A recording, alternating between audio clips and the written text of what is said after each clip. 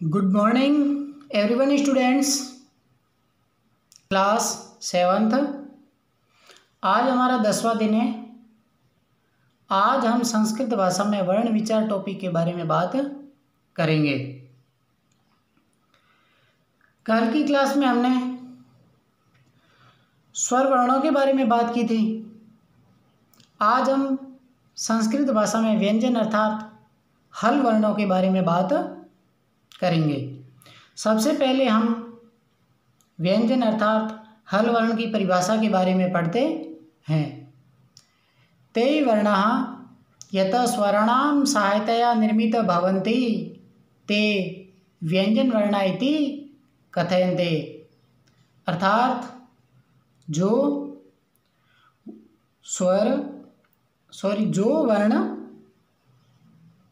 स्वरों की सहायता से निर्मित होते हैं, वे वर्ण जो स्वरों की सहायता से निर्मित होते हैं वे व्यंजन वर्ण कहलाते हैं। जो स्वरों की सहायता से निर्मित होते हैं, जो स्वरों की सहायता से ही पूरे होते हैं, वे व्यंजन वर्ण कहलाते हैं। अब व्यंजन वर्ण कितने होते हैं, कौन कौन से होते हैं, उनके भाग कौन कौन से हैं, उनके बारे में पढ़ते हैं। सबसे पहले पढ़ते हैं हम स्पर्श व्यंजनों के बारे में।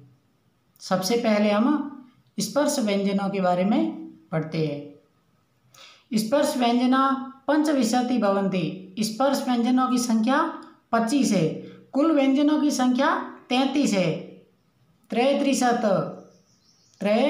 त्रिशत यानी कुल व्यंजन 33 है, जबकि स्पर्श व्यंजनों की संख्या 25 है। कौन कौन से स्पर्श व्यंजन? तो क वर्ग, च वर्ग, ट वर्ग, त वर्ग और प वर्ग। प्रत्येक वर्ग में 5-5 वर्ण आते हैं। क वर्ग में क, ख, ग, घ, ञ। च वर्ग में च, छ, ज, झ, ञ। ट वर्ग में ट, ठ, ड, ढ, ण। त वर्ग में त, थ, द, ध, न। प वर्ग में प, फ, ब, भ, म। इस प्रकार स्पर्श व्यंजनों की संख्या 25 होती हैं। स्पर्श व्यंजन का उच्चारण करते समय जीभ किसी न किसी मुंह के भाग से स्पर्श होती है, इसलिए स्पर्श व्यंजनों को स्पर्श व्यंजन कहते हैं। अब हम बात करते हैं दूसरे व्यंजन वर्णों के बारे में, जो है अंतस्थ व्यंजन। अब हम बात करते हैं अंतस्थ व्यंजनों के बारे में। अंतस्थ व्यंजना चत्वारः सन्ति। अंतस्थ व्यंजन 4 होते हैं। य, र, ल, व। य, र, ल, व। अंतस्थ व्यंजन जो मध्यस्थता रखते हो, अर्थात जो न स्वर होते हैं न व्यंजन होते हैं, इसलिए इसको अंतस्थ कहा गया है। लेकिन स्वर और व्यंजन न होने के बावजूद भी इनको व्यंजनों में रखा गया है। अगला है ऊष्म व्यंजन। ऊष्म का अर्थ होता है गर्म, अर्थात जिनका उच्चारण करने पर मुंह से गर्म हवा निकलती हो, वही ऊष्म व्यंजन होते हैं। ऊष्म व्यंजन चत्वारः सन्ति। ऊष्म व्यंजन 4 होते हैं।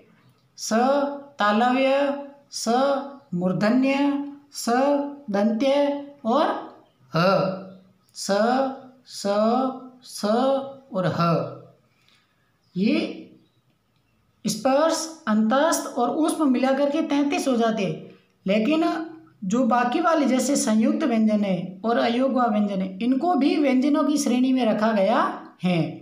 संयुक्त व्यंजन जो 2 व्यंजनों को मिलाने से बनते हैं। चत्वारः सन्ति 4 होते हैं। क्ष, क और स को मिलाने से, त्र, त और र को मिलाने से, ज, ज और ञ को मिलाने से, स्र, स और र को मिलाने से बनते हैं। इसलिए इनको संयुक्त व्यंजन कहा जाता है। 5वां अयोग्य व्यंजन द्विस्थ पहला अनुस्वार और दूसरा विसर्ग, पहला अनुस्वार और दूसरा विसर्ग। इस प्रकार हमारा वर्ण विचार पूरा हो जाता है। धन्यवाद।